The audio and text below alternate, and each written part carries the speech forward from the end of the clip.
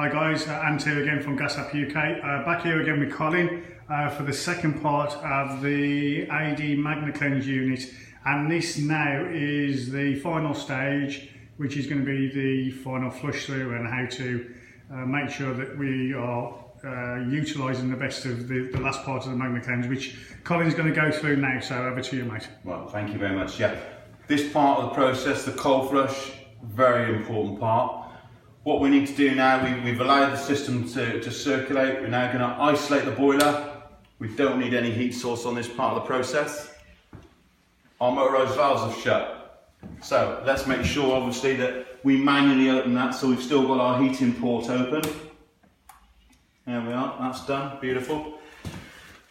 Very important now, the top valve of where our connection is, we need to isolate that. Okay. Turn that off. We're now stopping the water going up the return. Okay, yeah, so that's just the top one, leave the bottom open. Yeah, okay. Open up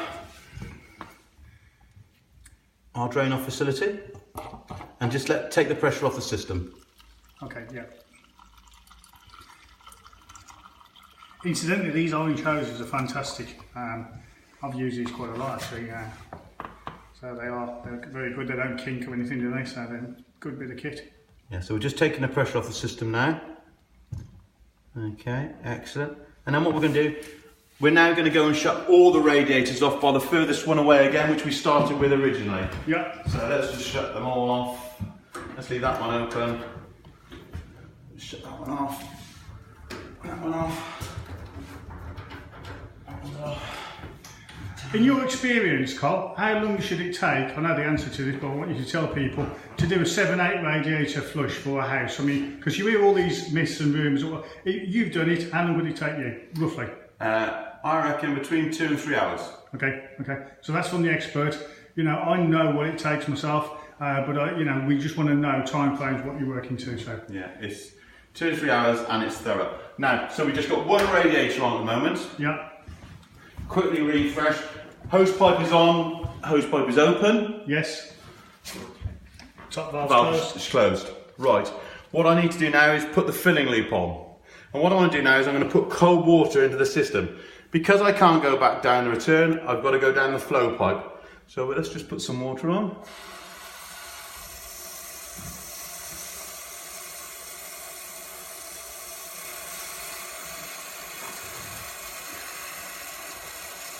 Okay, so just to clarify, the top is closed here, the bottom one's left open.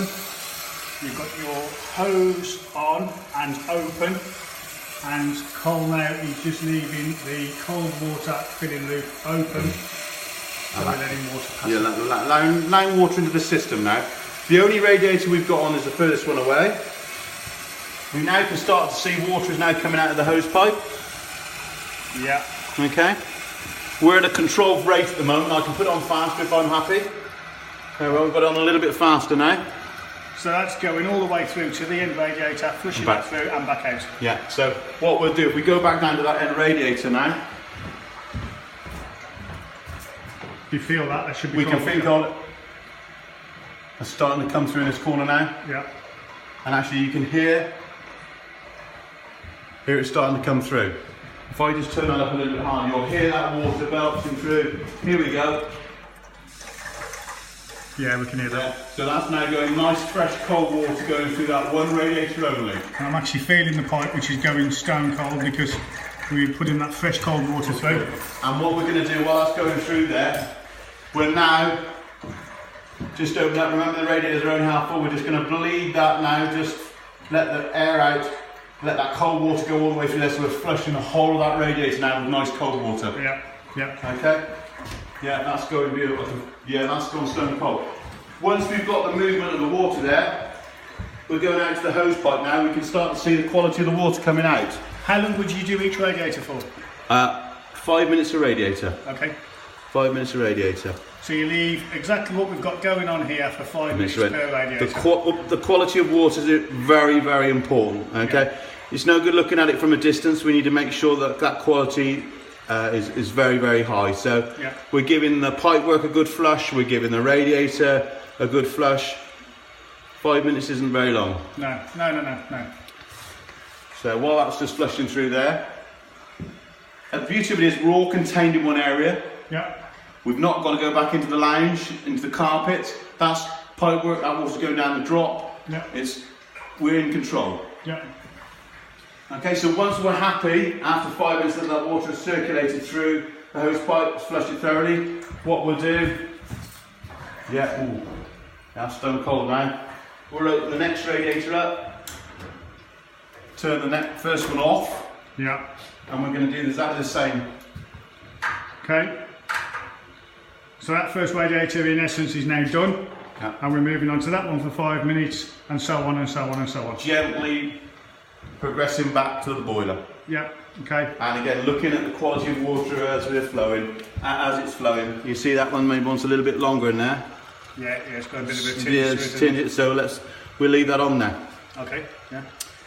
As I say, it's not a long process, but it's thorough.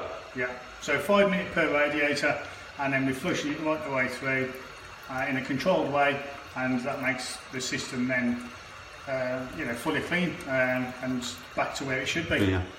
Yeah, so basically once we've done each radiator and we're happy with what's going on, you can see we're in a controlled rate, the water going in, the water coming out, we're in control of what's happening. Yeah. So once we were happy with that, we could then maybe just turn that off, isolate the other valve,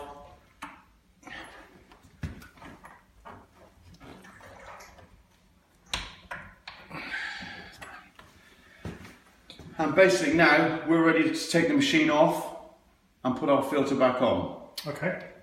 The flush has been carried out, and we're looking obviously then to refit our filter and add our appropriate amount of inhibitor.